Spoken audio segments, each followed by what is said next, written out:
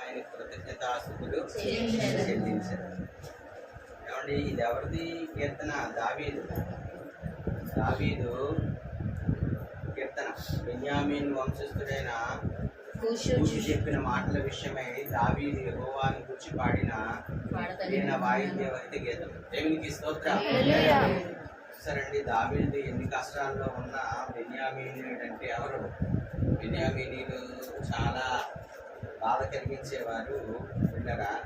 అయితే ఏమంటున్నాడంటే, బెన్యామీనీయుడైన వంశస్థుడైన కూషు చెప్పిన మాటల విషయమై దావీదు యెహోవాను గూర్చి పాడినది ఈయన వాయిద్య సహిత గీతము అంటాడు.